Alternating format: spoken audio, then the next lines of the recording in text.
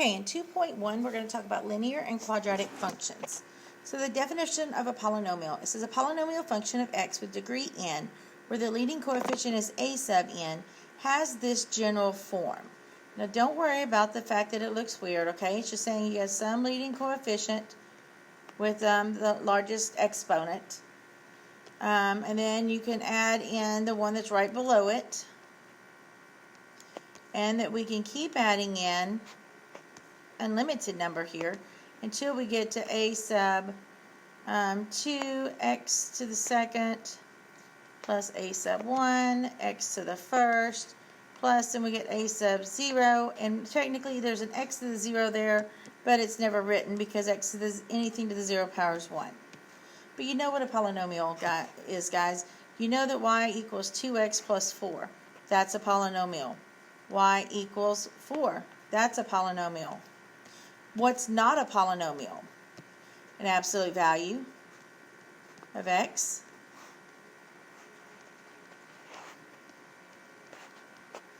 A radical with x underneath it.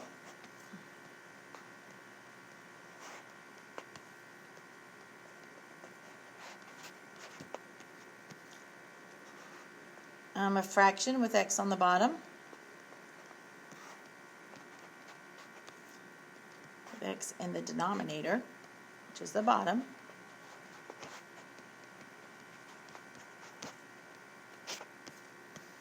And a negative exponent.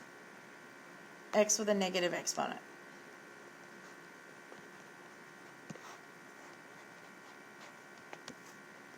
Because remember, it's got a negative exponent, that's going to send it to the bottom, and then you have x in the bottom. Okay, so remember, those are what are not polynomials. Also, piecewise functions. Almost forgot that one.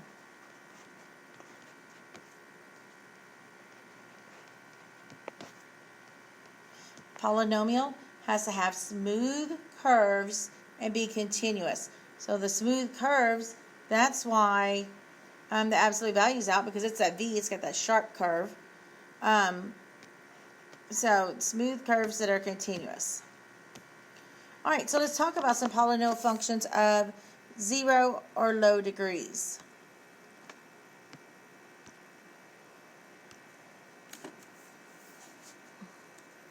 Alright, so first one we have, the form is that f of x equals 0. The name of that is a 0 function. And the degree is undefined. Now real quick, let me make sure we remember what a degree is. How do we know the degree? The degree is going to be the highest exponent, largest exponent in a polynomial here. Alright, so f of x equals a, that's called a constant function. And it actually has an x there, they just don't write it because it's x to the 0. So this one has a degree of 0. Then we have f of x equals ax plus b, that's linear. And it has a degree of 1 because the exponent on the x is a 1. And then we got f of x equals ax squared plus bx plus c. That one is quadratic. And it has a degree of 2 because of that x squared. Okay, so the next thing we're going to talk about is average rate of change. Average rate of change. Well, what is rate of change? Rate of change is the same thing as slope. So they're talking about, they put the average there because we're going to find the slope between 2 points of what is usually not a linear function, okay? So to find the slope, we're going to take f of b minus f of a. We're going to divide that by b minus a. Guys, that is the same thing. Remember, f of x is equal to y, so f of b is our y2, minus f of a is our y1, b is our x2, and a is our x1. So it's our regular slope formula, okay? So the y2 minus y1 over x2 minus x1. What usually differs is when they tell us to find a slope, they'll give us two ordered pairs. When they tell us to find the average rate of change, they give us two x values and an equation. So we're going to have to take those x values, plug them one at a time into the equation to get the y value that's going to go with it.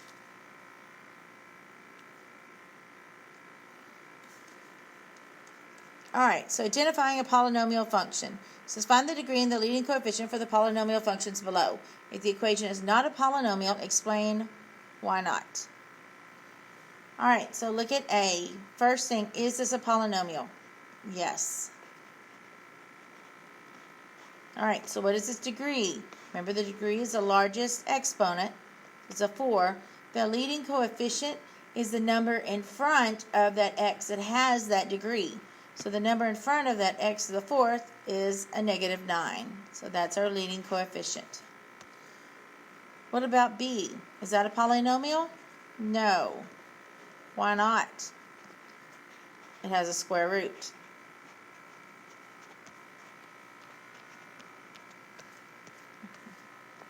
Alright, what about C? Is that a polynomial? It's not a polynomial. Why? Has a negative exponent on an x.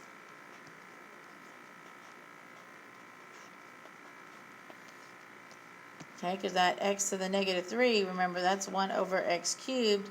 Now we've got a rational function. We're going to have an asymptote. It's not continuous. Alright, so it's just not a polynomial. There's a negative exponent on x. And what about D? This is a polynomial. Even though we have the 1/3, it doesn't involve an x in the denominator, so it's okay. What's the degree? Remember, degree is your largest exponent, so it's 3. And the leading coefficient is the coefficient in front of that degree, so it's -5.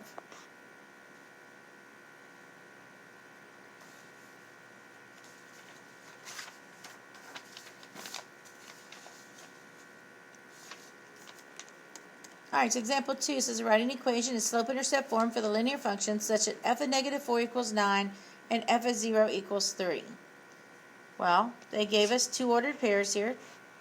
Remember, this is x and this is y, so I'm going to let that be my x1, y1. And then they gave us another one here where we have an x and a y, so I'm going to let this be my x2, y2.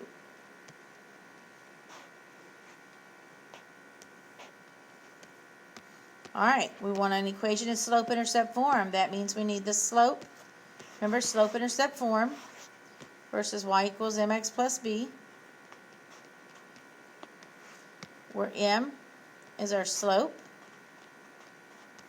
and b is our y-intercept. Alright, so we're going to find our slope first. Remember, slope. The formula is y2 minus y1 over x2 minus x1. So we get 3 minus 9 over 0 minus a -4. So I got -6 over 4, which is -3/2. Now, there's two ways I can go about on this problem to find my y-intercept. If they don't give me the y-intercept, I can use the point-slope form, which we're going to talk about in just a few minutes.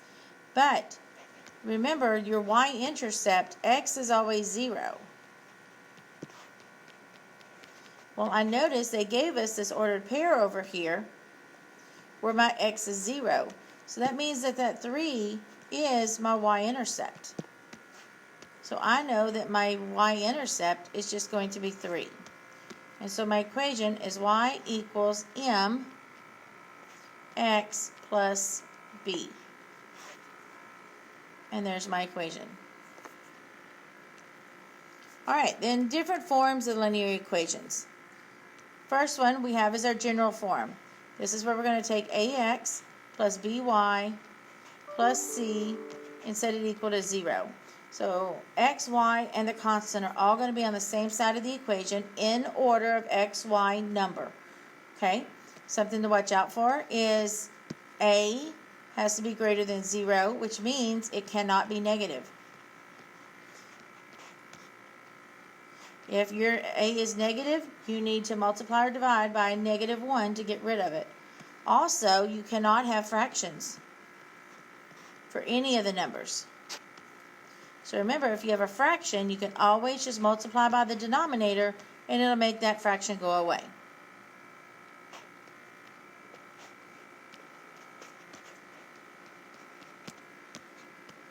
Then we have a vertical line. A vertical line is x equals some number, and we'll call it a.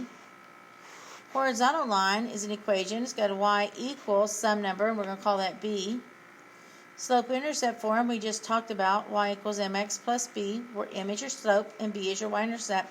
And then we have point-slope form. Point-slope form is what we're going to use if we know a point and a slope, but the points we know are not the not the y-intercept.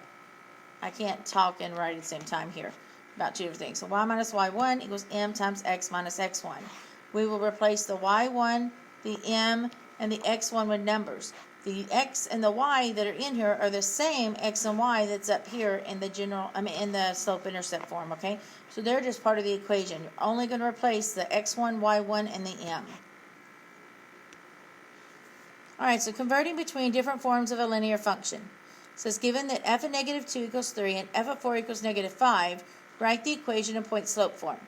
Well, if I want point-slope form, I need a point, which I've got two of them, and I need a slope. So here's my x1, y1. Here's my x2, y2. All right, so I need to go find my slope. So I'm going to do that right here real quick. So my slope is equal to my y2 minus my y1 over my x2 minus my x1. Be careful with that minus and then negative. Remember, you got to have them both there. So I got negative 8 over 6, which is negative 4/3. Okay, so since we know that, and we know an ordered pair, I'm going to choose the first one, since it's already labeled x1, y1. I can do my point-slope form. Remember, point-slope form is y minus y1 equals m times x minus x1. Now we're going to plug in the y1, which is 3. We're going to plug in the slope, which is negative 4/3, times x minus, and we're going to plug in the x1, which is a negative 2. Now, when you do your point-slope form, you're going to leave it like that, except for you clean up any minus and negatives that you got, okay? You need to go ahead and change them, otherwise you don't do anything to it. This is point-slope form. Then it says to switch it to slope-intercept form. So we're just going to use the previous equation, and we're just going to solve it for y. So I'm just going to write it down here. And so we're going to take this equation, we're going to solve for y. So first thing we're going to do is distribute that slope. So y minus 3 equals negative 4/3 x minus, now remember, 2 is a fraction as 2 over 1, and you multiply straight across. So 4 times 2 is 8 over 3 times 1 is 3. Now we're going to add this 3 here. And of course we could use our calculator to help us. But we got y equals negative 4/3 x. Remember, 3 is the same as 9 over 3. So I'm really adding 9 over 3 to that negative 8 over 3, so I get plus 1/3. There is my slope-intercept form. I solved it's y equals mx plus b. And then C says to do the general form. So we're going to take my slope-intercept form that I have here,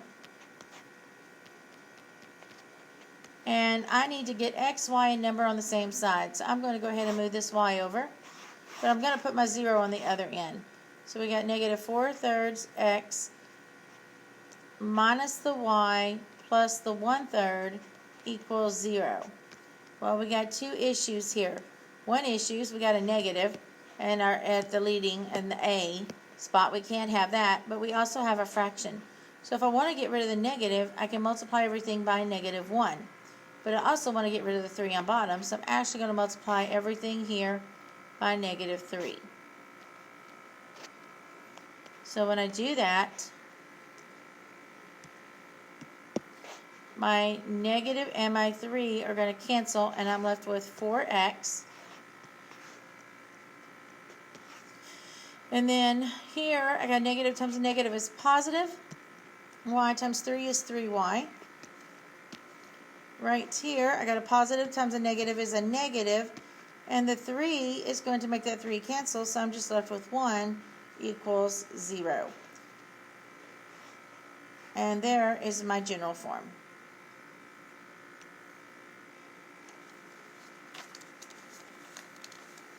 Alright, so talking about quadratics and their functions. Remember, a quadratic function is a polynomial function of degree 2. The shape of the graph is called a parabola.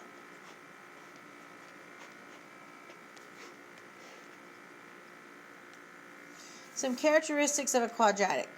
First thing is we have two different forms that they can be written in. One is the standard quadratic form and one is the vertex. So standard form would be y equals ax squared plus bx plus c. Vertex form is y equals a times x minus h squared plus k. Now we saw that form. That's the form we used in transformations. Alright, so your vertex. I'm going to do my standard form on the left, my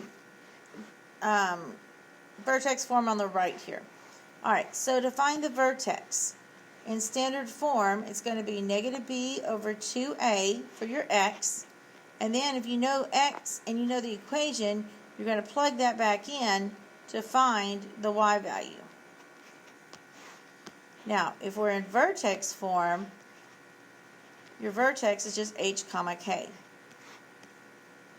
The axis of symmetry, in standard form, it's x equals negative b over 2a.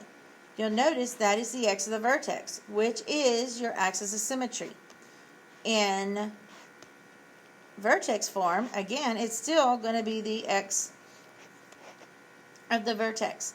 Now, axis of symmetry is an equation, guys, so you need to make sure you put x equals in front of it each time, not just a number. Alright, well, for both of them, how do we know if it opens upward? Our a value will be positive. How do we know it opens downwards? Our a value will be negative. It'll be less than 0. The y-intercept. If you're in standard form, then your y-intercept will be your c value. If you're in vertex form, you're going to substitute, or I'm going to put plug in because it's shorter, substitute x equals 0 and solve for y.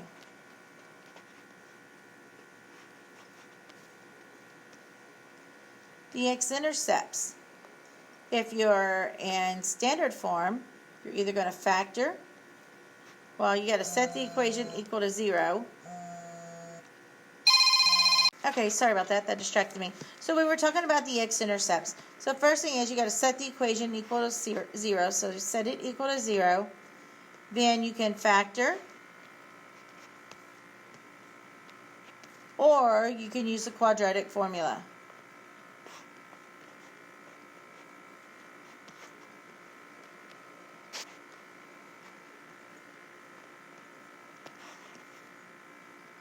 If you're in vertex form, you're going to set y equal to, I should say plug in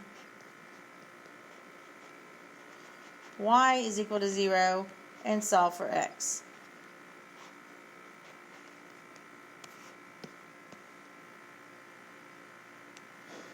Alright, so moving on. Talking about transformations of a parabola. This is a flashback. We did this in chapter 1. It says describe how to transform the graph of f of x equals x squared into the graph of g of x equals negative 1/4 times x minus 2 squared plus 3. So let's just go through the pieces. The first thing we have is that negative. The negative is going to be a reflection across the x-axis.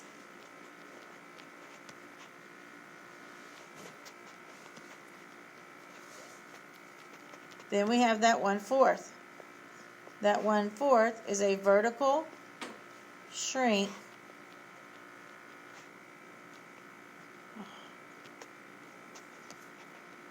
by 1/4.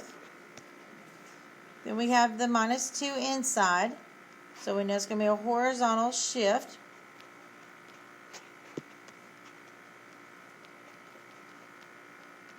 And it's going to go to the right too. And then we have the plus 3 at the end. That's our vertical shift up 3.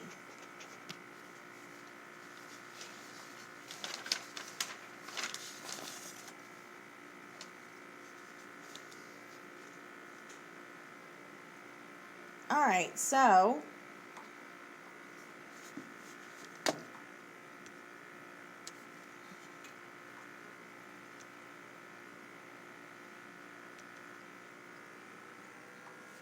moving on, we're going to skip example 5 because it's just comparing the two and seeing how we can get one from the other there. Alright, but example 6 says use the standard form of the quadratic function to find the vertex in the axis of symmetry. F of x equals 2x squared minus 8x plus 11, and it says to rewrite in vertex form. Alright, so the first thing I'm going to do is I'm going to find that axis of symmetry. And so remember, the axis of symmetry is an equation. So we know it's going to be x equals negative b over 2a. So make sure you identify your a, your b, and your c here, okay? So we get x equals negative b is a negative 8 over 2, a is a 2. Gives 8 over 4, which is 2. So I know, or we know, our axis of symmetry is x equals 2. Now, when you want to find the vertex, remember your vertex, it told us was negative b over 2a, comma, whatever we get when we plug that into the function. So, but wait, this is the same as this. So we already know that our x value is 2. So to find the y value, we're just going to plug it into our equation. So it was 2x squared minus 8x plus 11. I'm going to plug in that 2, and I'm just going to solve this.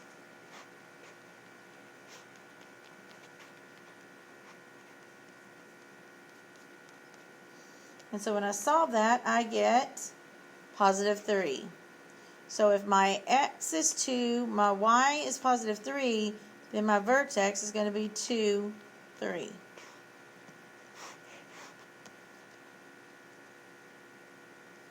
Then it tells me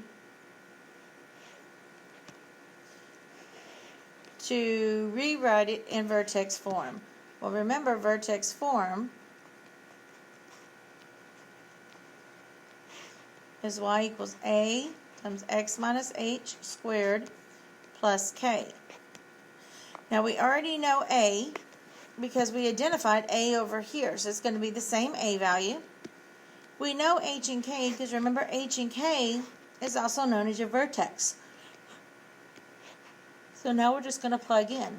So our a is 2, parenthesis, x, our vertex, the h, it's over here.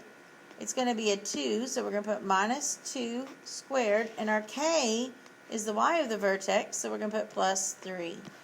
And so here is our vertex form.